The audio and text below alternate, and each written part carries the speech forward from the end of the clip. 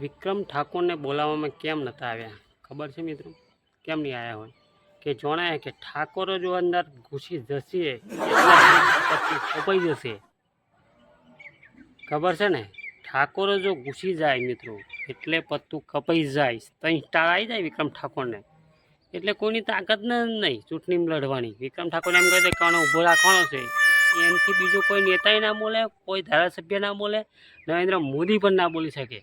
વિક્રમ ઠાકોર જે નક્કી કરે એ જ માન્ય રાખવામાં આવશે, બાકી બીજું કોઈનું માન્ય નહીં રાખવામાં આવે. પાછું એમ એ લોકો ખબર હતી કે આને બોલાવશું એટલે વાર્તા પૂરી થઈ જશે, એટલે નહોતા બોલાવવામાં આવ્યા વિક્રમ ઠાકોરને. અને ઠાકોર સમાજ બહુ મોટો છે, રાજપૂતાને બહુ મોટો છે, ને દરબાર એમની બાજુ છે કે જોણી ગયેલા કે એવા ખવરિયાને બોલાયા. નાના નાનો પલતો ના હોય ભાઈ, શિયાળા જોડે અમારે ઝઘડવું નહીં, નકર હમણાં ઝઘડતો આવડે છે ને બધું આવડે છે, એટલે જ તમને બોલાયા હોય. એ સ્ટારની મિટિંગ અલગ રાખવાની હશે, તમારા પ્રોબ્લેમ એ હશે, તો એ ધાઈને હશે. બરાબર છે? તો વિક્રમ ઠાકોર એવું નહીં કહેતો કે એ તો એને માટે કહે છે, પણ ના, અમારા સમાજ માટે કહે છે. ઠાકોરો અમારા સમાજ માટે લડી રહ્યા છે અત્યારે, કે અમારા એક ઠાકોરનો કલાકાર ના બોલાવ્યો તમે, એમ કહે છે. કેમ ના બોલાવ્યો? તમને નહીં ખબર હોય કે આ એક કલાકારને બોલાવશું ઠાકોરને. એક સિંહ હોય અને 50 શિયાળીઓ ફટાફટ ઊભા થઈને નાખી જાય.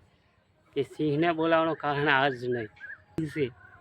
એ જ રીતે મિટિંગ પછી બોલાવવાનું ચાલુ કર્યું ને, અત્યારે બધા માફી માંગવાનું ચાલુ થઈ ગયું ને.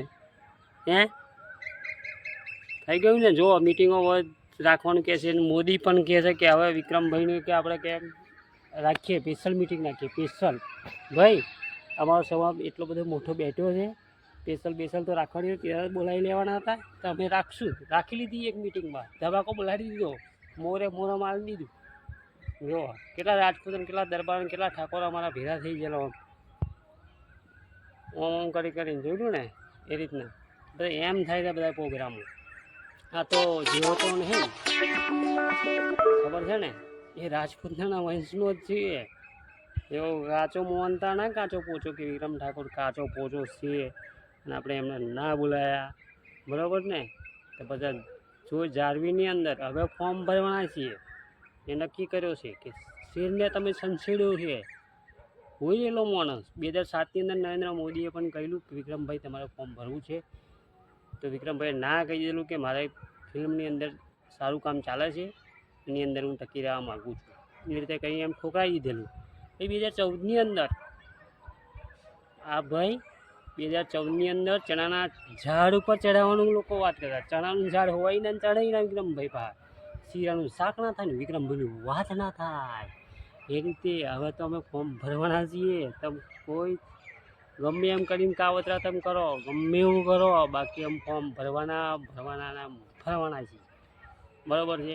પણ હજુ કોઈ નક્કી નહીં કે કયા ભરવું. ના કે જો નક્કી કરી લે તો મારા બેટા કહું તો અશી હોય મારે રાતો કોઈ દાટે પા એમ તો અશી ને ઊભા હરિયા ગોતશો ને તો આપણને તમારો મેન નહીં પડે. વિક્રમ ઠાકોર ફોર્મ ભરાનો ગમે એવી મોટી ટોપ તમે જોડે અડાડો તોય એ ભાઈ જીતી ના શકે. વિક્રમ ઠાકોર જ જીતે.